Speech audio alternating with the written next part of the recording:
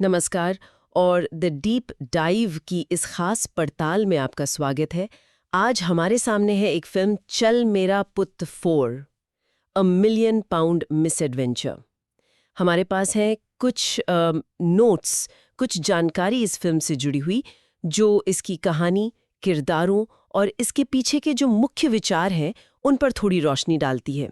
तो आज हमारा इरादा है इन्हीं सोर्सेज के आधार पर, मतलब इन्हीं नोट्स के जरिए, इस फिल्म की दुनिया में थोड़ा उतरना, इसे समझना कि ये दोस्त कौन है, यूके में उनकी जिंदगी असल में कैसी है, जैसा ये जानकारी बताती है।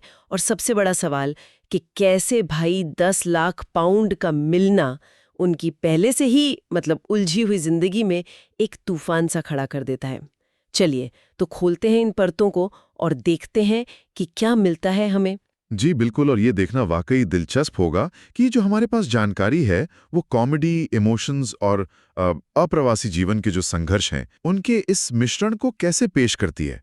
मतलब ये कहानी हमें कहाँ ले जाती है, ये समझना मजेदार रहेगा। तो कहानी हमें ले जाती है एक बार फिर यूके में बसे उन्हीं पंजाबी, पाकिस्तानी और भारतीय दोस्तों के ग्रुप के बीच। जाने पहचाने चेहरे हमारे नोट्स में जिंदर हैं, अमरिंदर गिल, सैवी हैं, सिमी चहल, चौधरी शमशेर, इफ्तिखार ठाकुर, तबरेज, बूटा और बाकी साथी भी।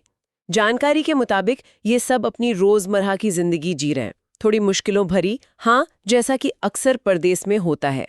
और देखिए, सोर्सेज इस बात पर जोर देते हैं कि ये सिर्फ दोस्त नहीं है, ये एक तरह का चुना हुआ परिवार है, अपनी जड़ों से दूर एक नई जमीन पर एक दूसरे का सहारा। सबके सब अप्रवासी हैं और जानकारी के हिसाब से छोटे मोटे अजीब गरीब काम करके किसी तरह बस गुजारा चला रहे। उनकी जिंदगी का एक बड़ा हिस्सा, जैसा नोट्स बताते हैं, इमिग्रेशन अधिकारियों की नज़र से बचकर निकलने में जाता है। और सबका एक साझा मकसद साफ नजर आता है, अपने घर पैसा भेजना है और किसी तरह यूके में सेटल होना है। हाँ, यूके में स्थायी निवास, वो परमानेंट रेजिडेंसी हासिल करने का सपना पूरा करना। यहाँ एक बात गौर करने लायक है जो इन सोर्सेस से उभरती है कि इनकी जिंदगी सिर्फ एक लगातार चलने वाली जद्दोजहद नहीं है। हाँ, मुश्किलें हैं, वो तो हैं, अनिश्चितता है, लेकिन साथ ही जानकारी ये भी बताती है कि इसमें वो जो कल्चरल क्लैश होते हैं ना, उससे पैदा होने वाला ह्यूमर भी भरपूर है। सोचिए जरा, अलग अलग बैकग्राउंड, आदतें, भाषाएं, जब ये सब एक छत के नीचे आते हैं तो मजेदार स्थितियां तो बनेंगी। क्यों? लेकिन इस हंसी मजाक के नीचे, जैसा कि स्रोत इशारा करते हैं, एक एक गहरी हताशा भी है, फ्यूचर को लेके चिंता है, जिससे ये लोग हंसी टिटोली, नोक-झोंक और एक दूसरे के साथ से हल्का करने की कोशिश करते हैं। और खासतौर पर शमशेर, तबरेज और बूटा के जो पाकिस्तानी किरदार हैं, नोट्स में उनका जिक्र है। उनका अपना खास अंदाज, वो हाजिर जवाबी और जिंदगी को देखने का नजरिया, वो कहानी में एक अलग ही रंग भरता है। आए जाते हैं और साथ ही उनकी वही जानी पहचानी मुश्किलें भी सामने आती हैं।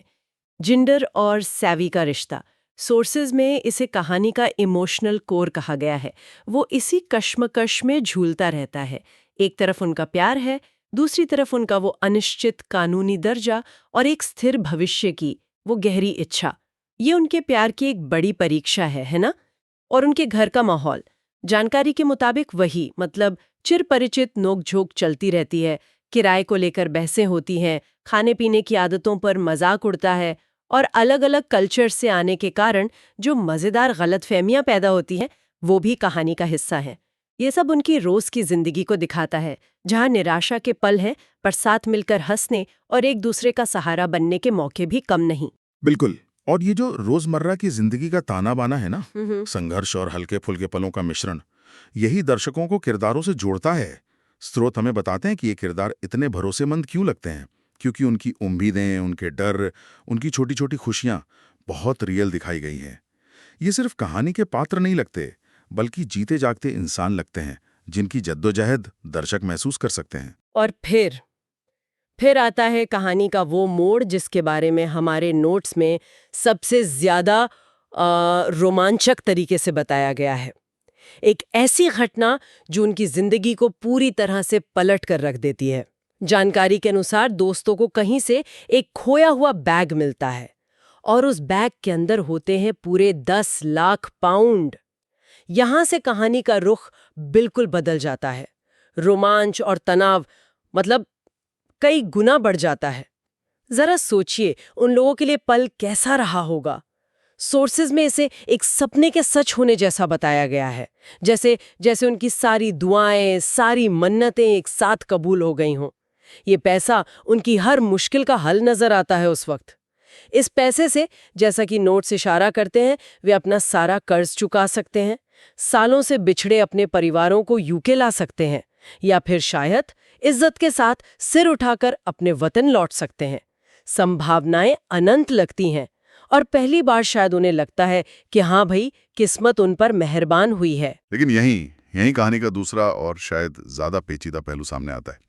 जैसा कि सोर्सेज में साफ तौर पे जिक्र है, ये पैसा अपने साथ सिर्फ उम्मीदें नहीं लाता, ये अपने साथ लाता है तत्काल खतरा और गंभीर वो नैतिक मुश्किलें भी। सबसे पहला और बड़ा सवाल जो उनके सामने पहाड़ बनकर खड़ा होता है, इस पैसे का आखिर करेंगे क्या इसे चुपचाप रख लें और अपनी जिंदगी बदल लें, या फिर ईमानदारी दिखाते हुए इसके असली मालिक को ढूंढने की वो जोखिम भरी कोशिश करें। और उनकी जो खास परिस्थिति है वो इस दुविधा को और भी ज्यादा कॉम्प्लिकेटेड बना देती है। जानकारी हमें याद दिलाती है कि वे अवैध अप्रवासी हैं।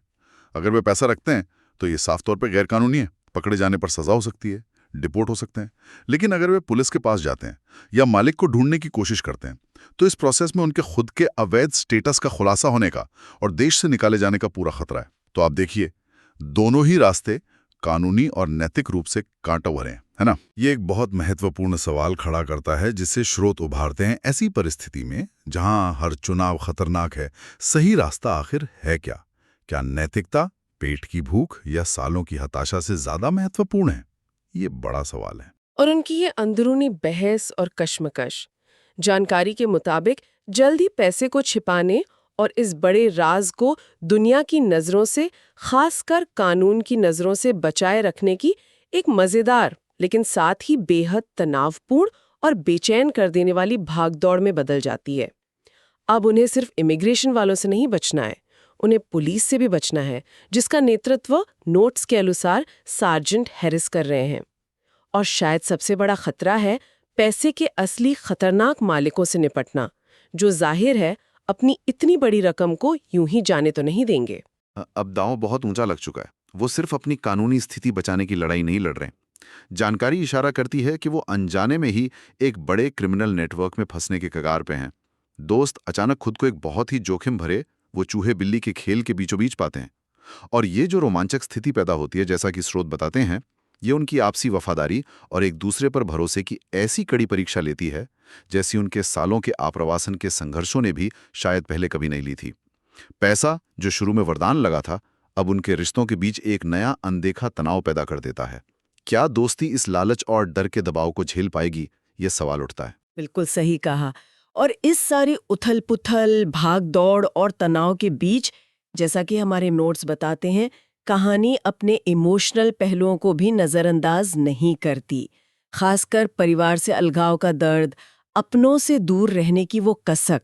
जानकारी इस बात पर जोर देती है कि इन किरदारों ने कितने साल विदेश में अपने प्रियजनों से दूर, अकेले या अजनबियों के बीच बिताए हैं। ये पैसा शायद उस दूरी को मिटाने का, उन खोए हुए सालों की भरपाई करने का एक जरिया बन सकता है। लेकिन सवाल वही है, किस कीमत पर? निश्चित रूप से। और ये स्थिति किरदारों के अंदरूनी संघर्षों को भी बहुत गहराई से उजागर करती है। खासकर जिंदर के किरदार का जिक्र है सोर्सेज में। उसे एक बेहतर, स्थिर जीवन की अपनी गहरी, बरसों पुरानी इच्छा और अपनी अंदरूनी ईमानदारी, अपने ज़मीर की आवाज़, उसके बीच एक मुश्किल बैलेंस बनाना पड़ता है। क्या वो अपने सपनों को पूरा करने के लिए अपनी नैतिकता से समझौता करने को तैयार होगा, या वो उसूलों पर अड़ा रहेगा, भले ही इसका मतलब मुश्किलों भरी जिंदगी में वापस लौटना हो? अगर हम इसे थोड़ी बड़ी तस्वीर में रखकर देखें, जैसा कि स्रोत हमें सोचने पर मजबूर करते हैं, तो ये अप्रवासी अनुभव की एक और अक्सर अनदेखी गई परत को दिखाता है कि कैसे अचानक मिला कोई बड़ा अवसर या प्रलोभन पहले से मौजूद रिश्तों की नींव को और नैतिक सिद्धांतों की दृढ़ता को चुनौती दे सकता है, उन्हें नए सिरे से परख सकता है। पुरानी मुश्किलें उन्हें जोड़े रखती थीं, क्या ये नई आसानी उन्हें तोड़ देगी? तो कहानी आगे बढ़ती है, तनाव बढ़ता है और आखिरकार हम चरमोत्कर्ष यानी क्लाइमैक्स पर पहुंचते हैं। यहाँ क्या होता है? जानकारी के अनुसार दोस्त महज घबराकर भागते नहीं रहते।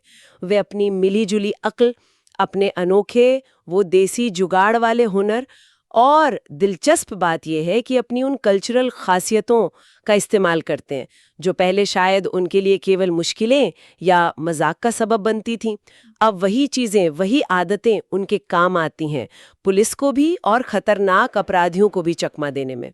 और पैसे की इस बेहद उलझी हुई विस्फोटक स्थिति को संभालने में यहाँ उनकी एकता और वो रिसोर्सफुलनेस देखने लायक होती है। और अंतिम समाधान कैसा होता है? स्रोतों में इसे उनकी कॉमेडी टाइमिंग और उनकी बुनियादी ईमानदारी का एक दिलचस्प मिक्सचर बताया गया है। अंतिम मोड़ क्या है, ये तो खैर फिल्म देखने पर ही पता चलेगा, लेकिन जानकारी इशारा करती है कि अंत में वे या तो पैसा रखते हैं, उसे अपनी सामूहिक ज़रूरतों के लिए इस्तेमाल करते हैं, शायद किसी की वीज़ा फीस, किसी का कर्ज, किसी के परिवार को लाने का खर्च, या फिर वे इसे सम्मानजनक तरीके से लौटाने का कोई अनोखा रास्ता खोजते हुए अपने भविष्य को भी किसी तरह सुरक्षित करने में कामयाब होते हैं। ये देखना होगा कि कहानी किस तरफ मुड़ती है। तो इस सब का निचोड़ क्या निकलता है? मतलब नतीजा चाहे जो भी हो, वे पैसा रखें, लौटाएं या कुछ और हो, स्रोत इस बात पर जोर देते हैं कि कहानी आखिरकार उसी सेंट्रल मैसेज को मजबूती से स्थापित करती है जो इस पूरी फ्रेंचाइजी की जान रहा है, कि ये दोस्त जो एक अनजान देश में अपने साझा संघर्षों, अपनी साझा उम्मीदों और डर से एक दूसरे से बंधे हैं, वही एक दूसरे का असली सहारा हैं, वही असली परिवार हैं जिसकी उन्हें इस परदेश में जरूरत है।